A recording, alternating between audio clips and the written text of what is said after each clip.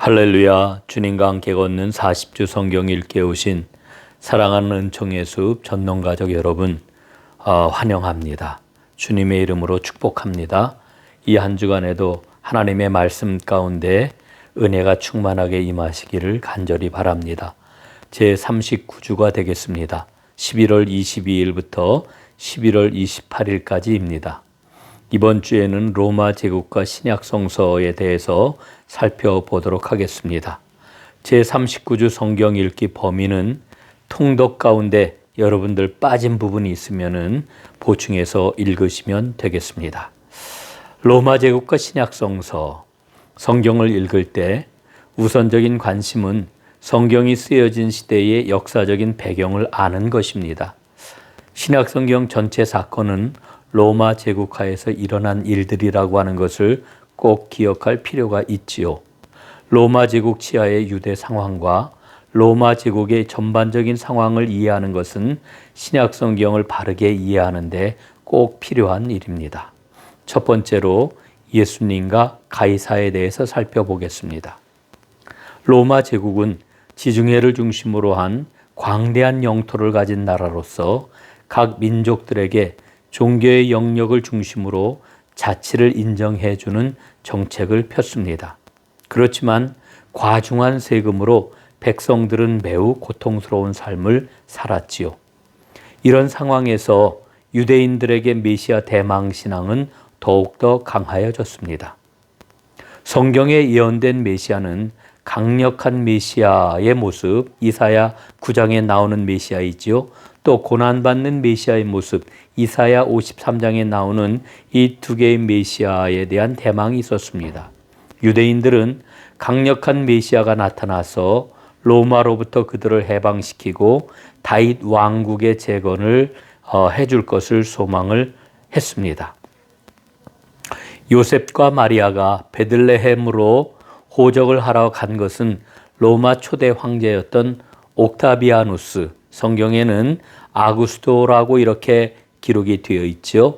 옥타비아누스 황제의 명령 때문이었습니다. 아구스토가 정확한 호적을 하려고 했던 이유는 더 많은 세금을 걷기 위한 것이었지요. 아구스토의 명령은 미가 선지자의 예언을 성취하는 전제가 되었습니다. 미가 5장 2절에 보면은 베들레헴 에브라다야 너는 유다 족속 중에 작을지라도 이스라엘을 다스릴 자가 내게서 내게로 나올 것이라, 이렇게 말씀을 하고 있습니다. 이 아구스토 황제는 자신의 얼굴을 동전에 새겨 넣게 했습니다. 이것이 전통이 되어 가지고 오늘날에도 동전이나 지폐에 위대한 인물들 혹은 추앙받는 인물들의 모습이 새겨지게 된 계기가 되었습니다. 과중한 세금에 시달리는 유대인들의 전제로 해서 바리새인이 예수님께 이런 질문을 하지 않았습니까? 로마인들에게 세금을 내는 일이 옳은 일입니까? 아니면 그런 일입니까? 이거는 예수님을 시험에 빠뜨리려고 하는 그와 같은 질문이었는데, 예수님께서는 동전을 보여달라고 말씀하시면서 이렇게 일러주셨습니다. 누구의 얼굴과 글자가 새겨 있느냐 물으시지요. 그리고는 가이사의 것은 가이사에게로, 하나님의 것은 하나님께로 돌려드려야 할 것이라 하는 아주 지혜로운 대답을 하셨던 것을 우리는 기억을 합니다. 자, 이제 두 번째로는 신약 시대의 로마 총독들을 살펴보는 겁니다. 로마 제국하에서 예수님 당시 이스라엘은 분봉왕이었던 헤롯이 통치를 하였지만 로마가 파견한 총독은 빌라도였습니다. 앞에서 말씀을 드렸던 것처럼 종교 문제나 가벼운 민사 사건은 산헤드린을 통해서 해결하도록 했지만 정치적인 사안이나 형사 문제는 로마가 직접 관리를 하였던 것입니다.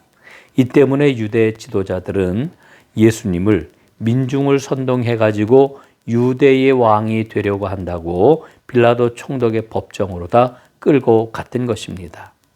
예수님의 십자가형 판결이 정치적인 사건이라고 읽혀질 수밖에 없는 이유가 바로 여기에 있는 것입니다.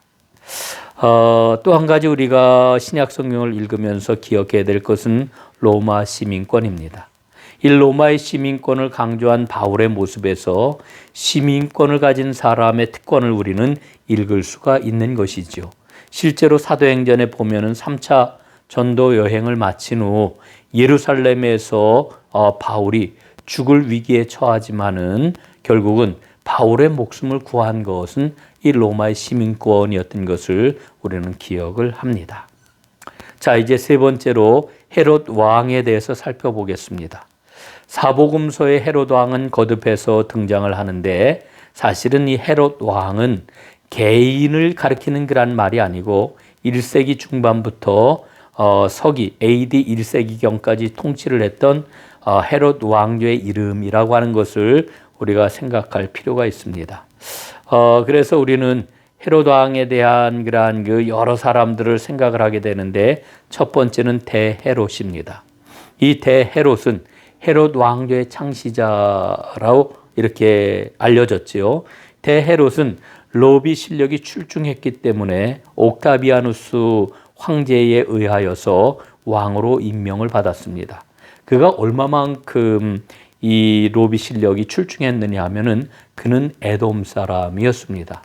유대인의 왕이 될 수가 없는 그와 같은 사람이었는데 그럼에도 불구하고 그의 로비력으로 유대인의 그러한 왕이 된 것입니다.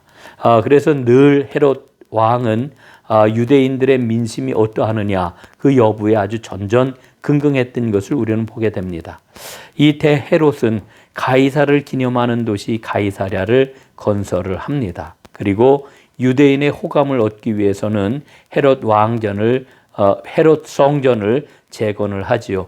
이 헤롯 성전이 참 오랜 시간에 걸쳐서 재건이 되는데 재건된 후 6년 후에 곧바로 로마의 침공을 받아서 무너지게 됩니다.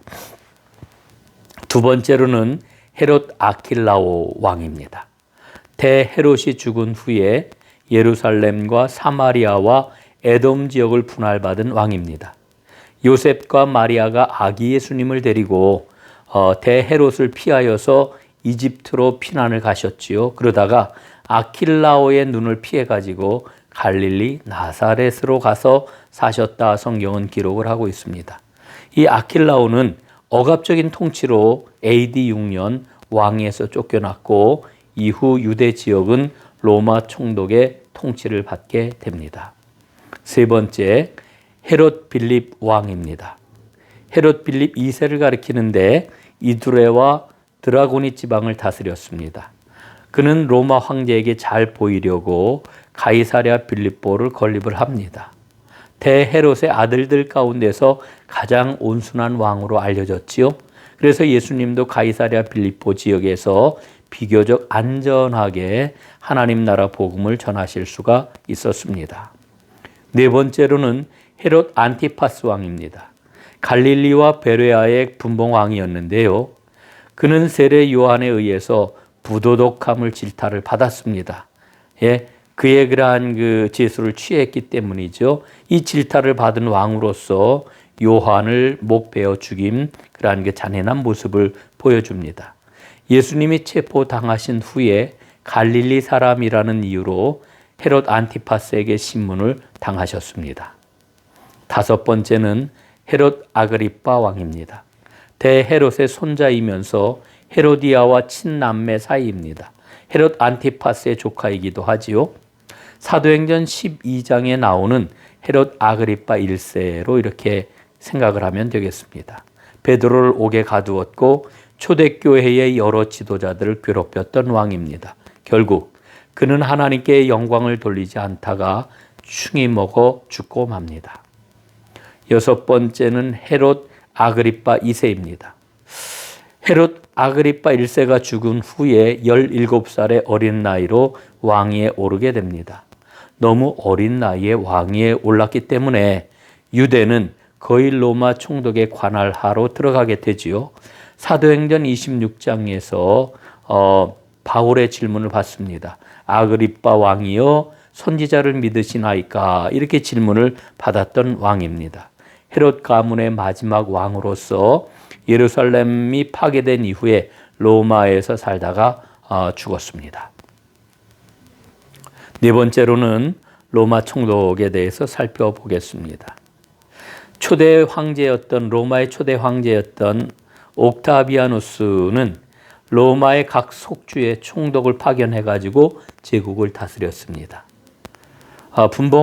분봉왕이었던 헤롯 아킬레오가 폭정을 일삼았기 때문에 유대에는 로마 총독 가운데서도 가장 유능하고 탁월한 사람을 총독으로 파견을 했다고 합니다. 유대 땅에는 총독과 분봉왕이 동시에 존재했던 거지요. 본디오 빌라도는 5대 총독입니다. 그는 잔인하고 고집스러운 사람으로 알려졌습니다.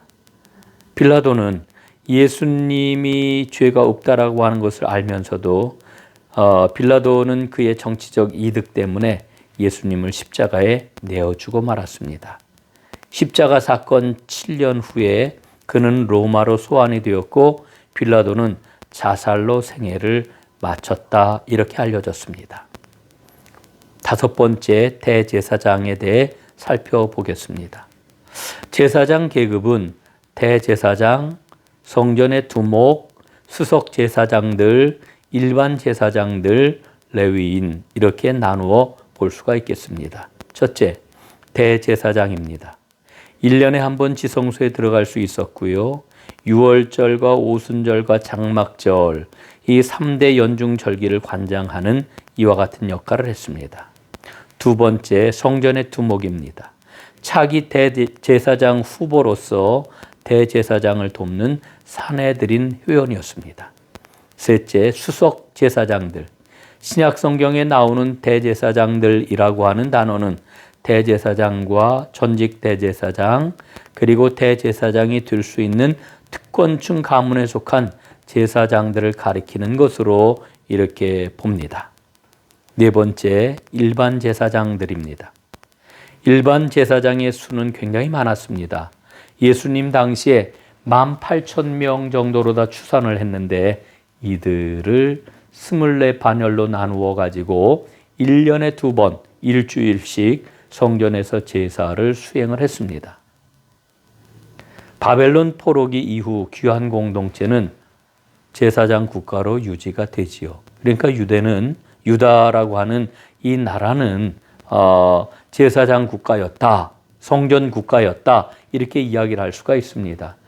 그 이유가 어디에 있느냐 하면 바사 제국이나 헬라 제국은 종교의 문제 또 문화적 측면 간섭하지 않고 자율성을 보장했기 때문에 이 제사장 국가를 유지하는 게 가능했었다라고 하는 그런 이야기입니다.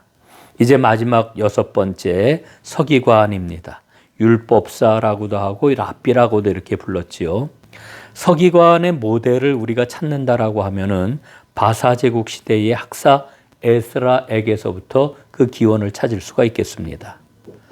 이 서기관은 사람들에게 율법을 해석하고 가르치고 송사를 해결하고 재판하는 것이 주요한 임무였습니다. 학교를 세우고 제자들과 함께 살면서 율법을 가르쳤습니다. 품삯을 받지 않았고요. 그래서 생활비를 직접 해결했던 사람들이 바로 서기관이었던 것입니다. 자, 이렇게 신약 성경의 배경이 되는 몇 가지 내용들을 우리가 이번 주에 살펴보았습니다. 여러분 성경 통독하는데 빠진 그런 그 부분들이 있으면 이번 주에 그리고 다음 주 요 2주간을 통해서 꼭 다 읽으시고 성경 완독의 기쁨과 은혜를 함께 나눌 수 있기를 바라겠습니다. 한 주간도 주님의 말씀 가운데 승리하시기를 바랍니다. 감사합니다. 사랑합니다. 축복합니다.